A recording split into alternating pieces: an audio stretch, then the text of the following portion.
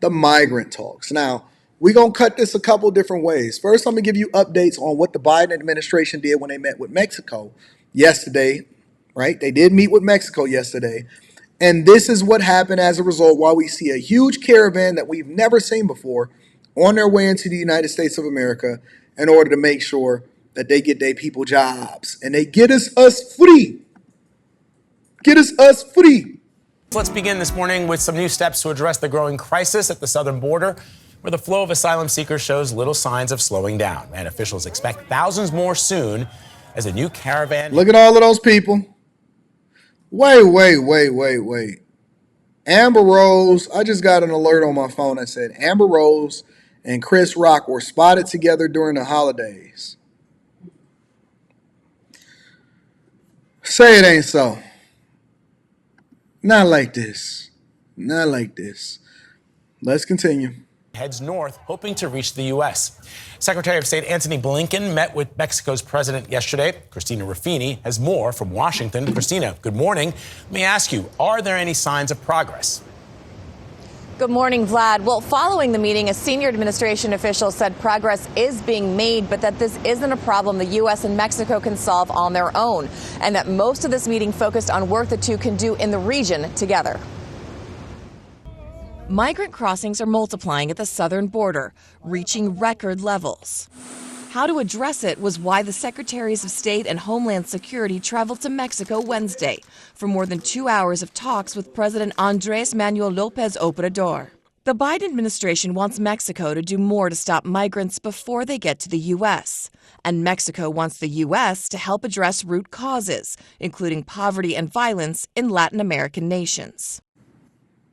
So let me get this straight. They basically holding us for ransom and saying that we supposed to pay for and help them solve for the poverty in their own nations. And we begging them to make sure that they do more to not let their people come over here in return. What kind of deal is that? What kind of deal is one-sided? So heads, I lose. Tails, I lose. Heads, I lose. Tails, you win. That's basically what Mexico is. Who's negotiating these deals?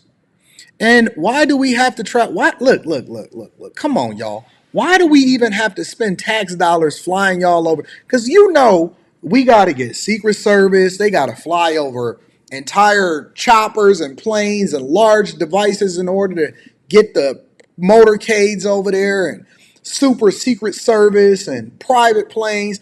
Man, they probably spent $3 million, $4 or $5 million a day planning, advertising, and then getting this whole thing set up in order to ensure the safety of whoever his administration officials was over there talking to Mexico. Now, y'all could have solved that on a Zoom call, if you know what I mean.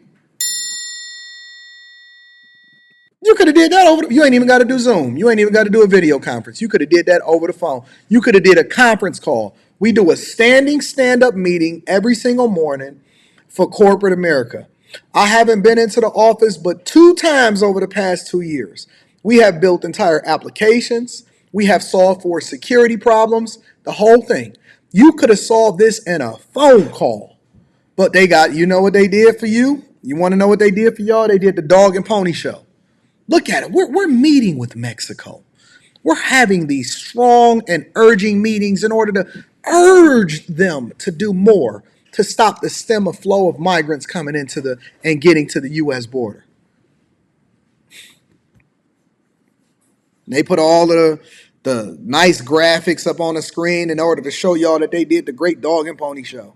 If Mexico cut off cooperation tomorrow, we'd be in deep trouble in the United States. John Sandweg is the former acting director of U.S. Immigration and Customs. And I think the U.S. is pitching that this is a regional problem, not just a United States problem, that we need to work together on this, and that there are investments that we're prepared to make either in Mexico and in Latin America to help solve this crisis.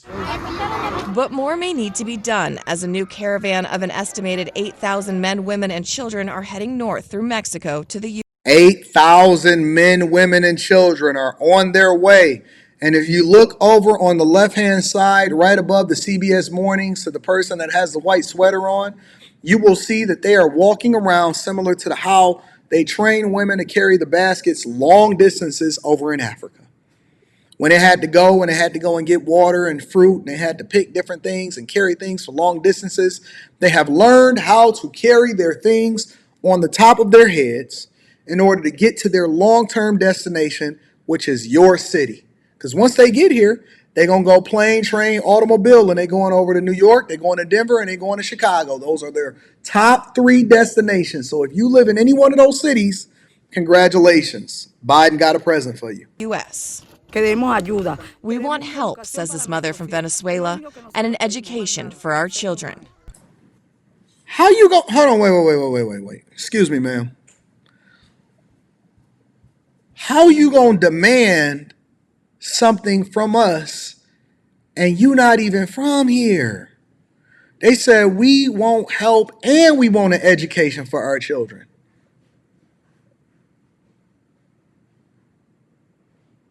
When did we become this weak? When did we become so weak to where we're taking demands from, and here's the interesting part about it. We're going to acquiesce. We're going to give it to them. They not only demanding it, they getting it. They getting education, healthcare, food, clothing, EBT, social services, and they going to get a job in a long term. And that's a fact, though. We demand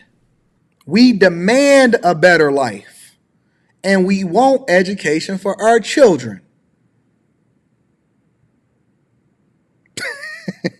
Jesus, not in my lifetime. You know, I think one of the worst presidents of all time was the second Bush.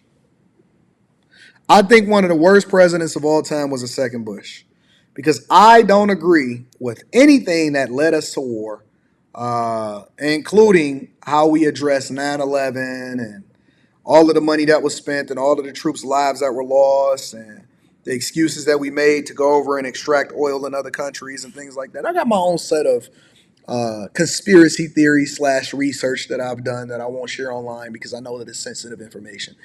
However, the one thing that you will say about Bush II is A, he didn't negotiate with terrorists, and B, he didn't give a F what the American people thought or what anybody else thought around the world. He was going to go and get that oil.